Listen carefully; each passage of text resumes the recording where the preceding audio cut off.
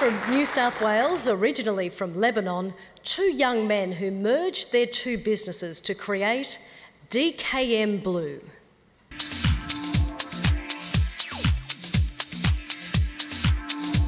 My name is Danny Kordahi. My name is Dori Kordahi, and the company is DKM Blue. Our business is a successful international business. We have offices in Sydney, Melbourne, London and Shanghai. We specialise in the delivery of promotional branded products as well as corporate uniforms. Back in 1975, my parents migrated through to Australia from Lebanon. And basically wanted to leave a war-torn country that wasn't very safe and secure to raise two young children at the time. I was fortunate that I came at a very young age, so for me adapting to society in Australia was probably a little bit easy. In all honesty, it was my parents that went through the hardship, leaving everything behind and starting afresh basically. I take my hat off to my parents for those tough challenges that they made. Funny enough, me and Danny started working together in the prior business with our cousins. 5 years later, I was the first one to jump ship. Then after Danny left, 6 months after I left.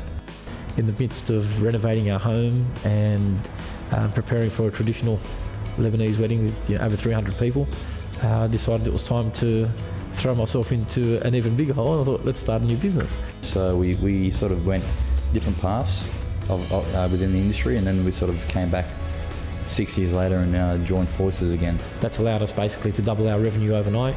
It's allowed us to leverage on our personnel, so we were able to consolidate our overhead structure. It allowed us to double our customer base and offer a wider range of services to each of the clients that we had. We are a unique company within the industry. There aren't many competitors out there that have the facilities and resources that we have. We directly import. We have an online solutions business which caters for a lot of our online clients. We have a corporate uniforms division, which not many promotion companies, if any, have that. We've got an internal creative director who designs particular ranging. So what we do is overlook a whole range of products for a client and make sure that we tie them in so they've got a unique story around their brand. My aim is to be able to grow the business from a $10 million plus business up to a $20 million business within the next 5 years. Yeah, so some of our major objectives is to grow the business through acquisitions. We've just recently purchased a competitor in the UK, so that's given us a lot of stability now in the European market. We also are looking at further acquisitions in terms of competitors that are strong in different areas of the market that we haven't really been able to capitalise on, so strategic acquisition is another major thing for us. Our aim is to be a market leader or be one of the top 5 in the industry. We're pretty aggressive and we love what we do, so that really allows us to keep chasing that dream. And we don't rest on our laurels. Every major win that we get, we celebrate it as a team. We're very fortunate, and we've got one of the greatest countries in the world. It's a very safe country. It offers a lot of opportunities. You get a lot of support from the government, a lot of support from state government. If you would come to Australia, you're in a country that's full of opportunities, and the world's your oyster. And it's a matter of how you apply yourself is what you're going to get out of it.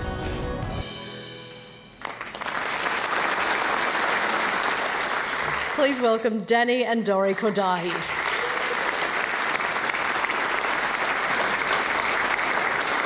We now have from Victoria a man who came here as a Vietnamese refugee, started off by educating his own family and now educates hundreds. Mr. Hu Duc Nguyen and Nonpoint Tuition.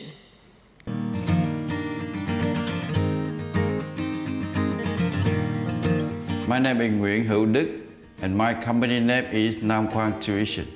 Nam is my first son and Quang is my second son. We escaped from the south, so Nam is the south and Quang is the bright. So the south very bright. Our core business is tutoring. We started back in 1998 with Dad and my brother and I. We've built it up to about 150 employees today with about 5,000 students across Australia. Our motto is our students, our passion, and we work very hard to make sure that our philosophy gets passed on to everyone that works with us. We escaped from Vietnam by boat and then come to Australia in 1980. When we first come to Australia, everything is new to us. The language is difficult too.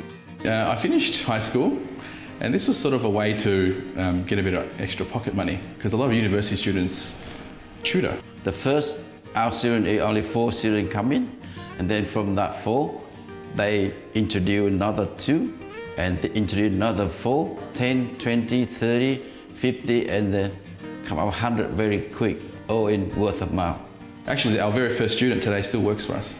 I was still in year 12 at the time, and he got some students into selective schools in his first year, and I followed him after that, and we both did it together. The majority of our clients are from migrant backgrounds. We immediately can relate to that because it's the same journey that myself and my father and my brother went through. We get very good results. A lot of our students who come to us come to help them get into selective schools. Others just need help at school in general, and we see very big improvements. And we've had parents and even teachers from other schools come to us and say, you've done a good job. Lucky for me, I was a teacher and was the school principal, so I understand what the parents want and I understand what the children need. All 3 of us, my dad, my brother Nam and myself, we're all very different people, but our skills complement each other, and we've used that to facilitate different types of learning strategies in our classes, and it's maximised the learning abilities of the students. Growth could come with more partnerships. In particular, we've done a lot of work with the New South Wales Education Department and overseas. Our business model would fit a lot of Commonwealth countries. In Australia, it's a very good country, and they got more opportunity. They got good condition in here. Then you got to work hard, and then whatever business you want to start, you got to love the business. I think that's an advantage that we have, and that we really care about our customers. It's about spreading that message that people who are from lower socio-economic backgrounds can get access to tutoring. It's not just kids who go to private schools or have the funds to get private tutors. It's any child that wants to learn.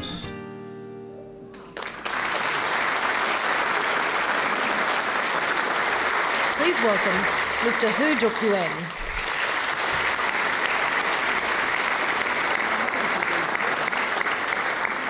A UK immigrant now, based here in Western Australia. Let's take a look at Jonathan Skerritt's innovative and wide-ranging silver trowel trade training.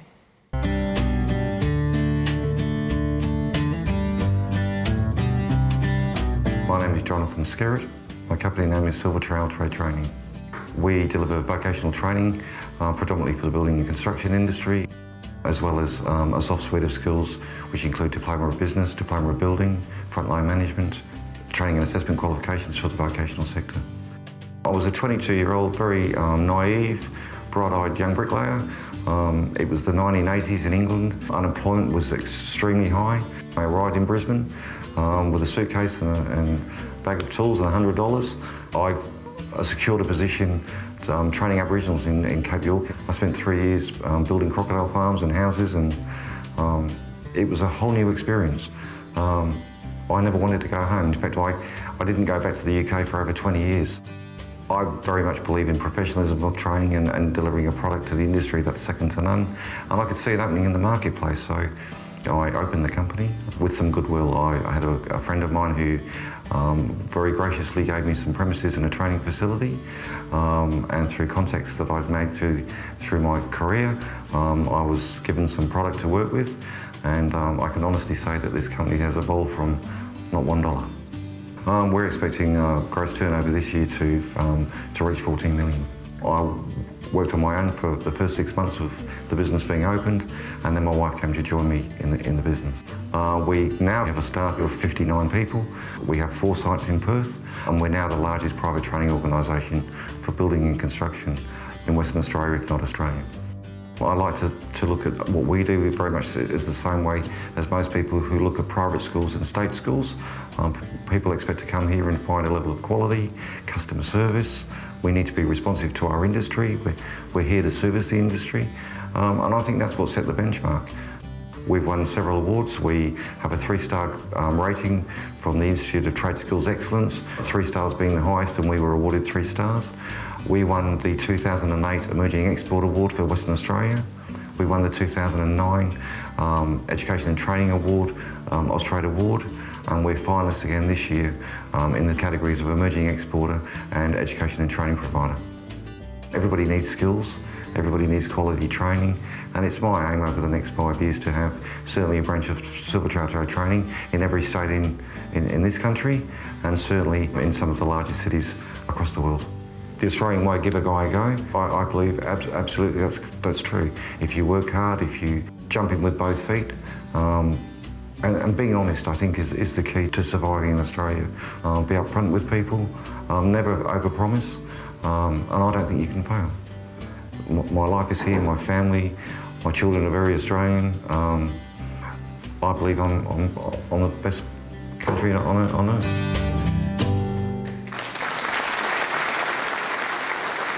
Jonathan Skerritt, ladies and gentlemen.